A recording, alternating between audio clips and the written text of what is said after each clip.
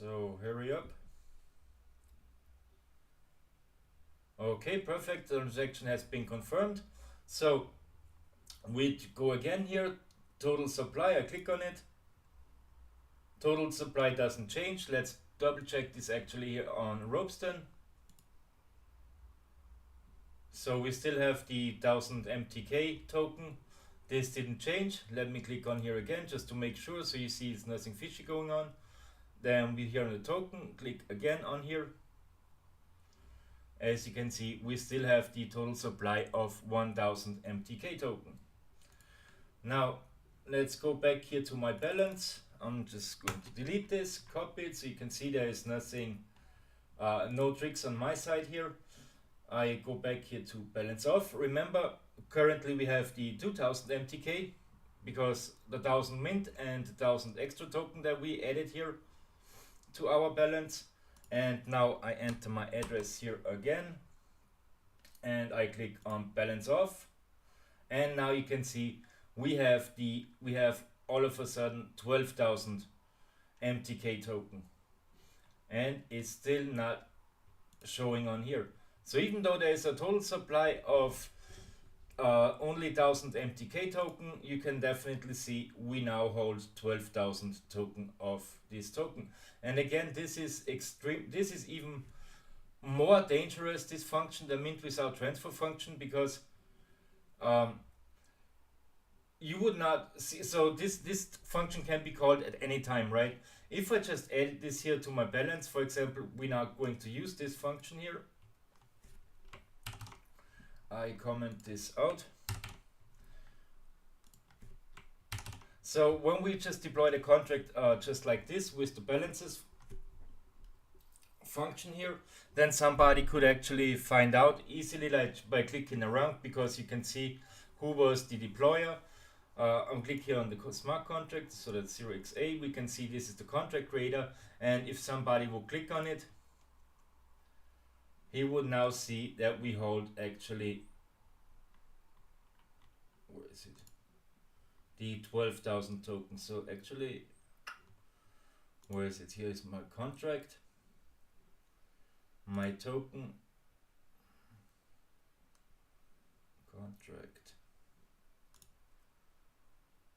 And you can see now, somebody could see, now of course they see the 12,000 because of the function where we added the 10,000, but somebody could see, you know, this step that we have 2,000 token, right? But on here, on this function, when we actually add this function, then somebody, you know, when we initially deploy our token or something, you would not see really on the first glance, unless you know what the function does. You would not even be able to call that scam, right? So I can just remove this, deploy the smart contract. Actually, let me show this. Sure, you guys know already what I mean by this. So we deploy this contract here again. I have to compile it. And then we deploy this contract. So my MetaMask opens up, I confirm.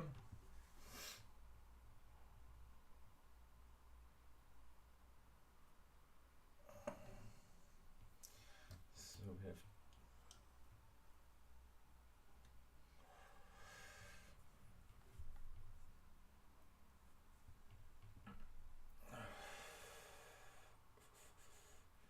so for sure it takes a minute here. Okay, perfect. So now I open here again. This is the newly contract. We have the 1000 token. I'm using here my address again. And you can see I only have the 1000 token here. And since now we don't have, of course, we don't have 2000 because, you know, I commented out this line. And now let's say I deploy the token, I go to Uniswap or whatever chain it is and whatever decentralized exchange I'm going to deploy my token on.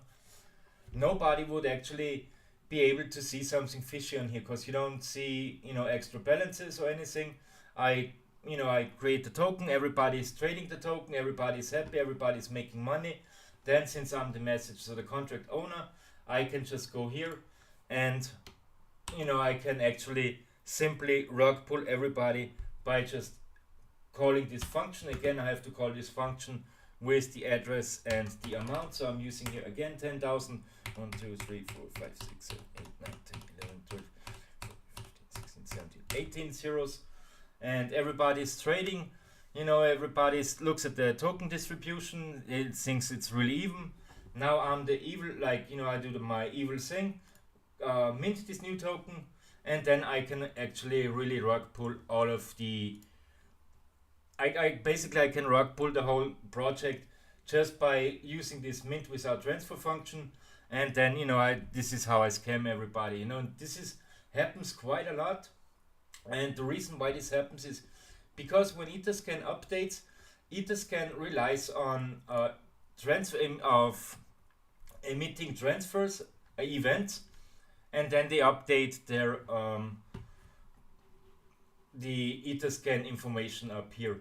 And this is a way how to trick these, how to basically trick Etherscan out of false information. You basically, even though you create something fishy, but because of this function with mint without transfer function, you basically tricking Etherscan and in further everybody else that's involved in the token.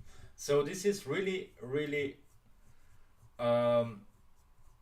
I mean, it's really bad, especially if you buy into a token and you think, oh, you're making money and everything, and then you don't pay attention to this mint without transfer function, and the contract deployer can basically just rug pull everybody just with this simple trick here. And also this is really bad because, we're actually importing Open Zeppelin and we haven't done any changes. So everybody that has ever created a token nowadays come here, because we all, as developer, we play around here with Open Zeppelin, and we can see, okay, this was created by Open Zeppelin. On my first, since I've seen this so many times, I use this form to create a token, and I see this, okay, this is the import, the Open Zeppelin, this looks basically alright, but you never look into it on these things that we do, these changes that we made up here. Remember the contracts token ERC20. We have changed here this to internal instead of private, but you could not find this out. If the token is being deployed here on verified here on Etherscan, you would not see the import statement. You could not read this here from Remix, the import that we are using, right? So let me actually show you this here on. Let me show you if the first one is being created, has been deployed, verified, not deployed. Let me copy this one. Let's show you the contract here. Unfortunately, it's not verified. Yeah, I'm verifying here on Robson is it's a little bit. Yeah, it kind of sucks verifying token here on Robson. I don't know for what reason, but just going back here to Shiba, as I said here in the beginning, when the contract is verified. Does Shiba use imports? Let me see.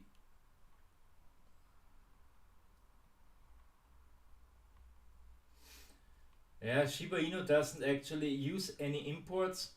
So this is much better if somebody does not use any imports, because as I said, the contract would be verified, but here in the contract source code, you would only see the import statement from this smart contract, right? So you would only see this in the contract, right? And you could not look into this section, in the import section, what has been modified, so this is kind of, I don't know, this is a flaw or something, I don't know what it is, but you have to be really careful in crypto, because there are so many ways of how people can scam you, and really this smart contract looks like, it doesn't look like anything fishy, especially if you're not if you don't know anything about Solidity, you would never call this scam, right? You would be investing in this token, you would get rug pulled, and you still would not know why this has happened, right? Because you don't know, you don't see this import statement, you don't see what we're actually importing here. And these import statements can be already, they can already be altered with, and you would not never, you could never figure this out. So yeah, this is, I don't actually, to be honest, what can you do to prevent this type of scam? Well, definitely this should be the main rule whenever it comes to dealing with anything in crypto. Make sure everything is verified. This is the least you can do. If it's not verified, then you don't even know with what you're interacting with, right? And even then, when it's verified, as you can see, you could not see the change that we made up here. And if you do not know what these functions mean, even on verified contract, you would just blindly buy in, and it will be too late, and chances are you will be scammed. So really, it is, and these scams are just getting better and better. It's not like, I don't see, like, I don't know what to say, but I don't see like this can ever be prevented, certain things like that. Unless you don't know what every function means that is in a smart contract, you couldn't, I don't know how you prevent yourself from it, it is really fucking difficult. So yeah guys, this is it with this video. I'm going to stop it here before I keep repeating myself over and over again. And yeah, if you like this video, make sure you share it with people that are also interested in Solidity and smart contracts, so they can learn about this as well. I leave all the documentation from where I have it, thanks to the guy on Medium article who wrote the Medium article about this. Unfortunately I forgot his name, but yeah, the link is in the description of this video. And yeah guys, be careful when you interact with smart contracts anywhere, no matter, because this works for everything. This works on Ethereum, this works on Binance Smart Chain, this works Avalanche, KuCoin, Kronos, you name it. If it's an EVM, this hack will work on there. And yeah, it's unfortunately it's really bad. I'm kind of shocked that it is so easy, to create scams on Etherscan. And yeah, again, the best way to prevent this is learn Solidity, learn as much you can, and with knowledge you can eliminate a lot of scams, or a lot of ways to get scammed. And yeah, if you don't know about Solidity and you just blindly invest in token that you see somewhere being hyped on Telegram or Discord or God knows where, chances are really, really high that you're going to lose all of your money. Alright guys, be sure to smash the like button and subscribe to my channel, and I'll see you in my next video. Have a great day. Bye guys.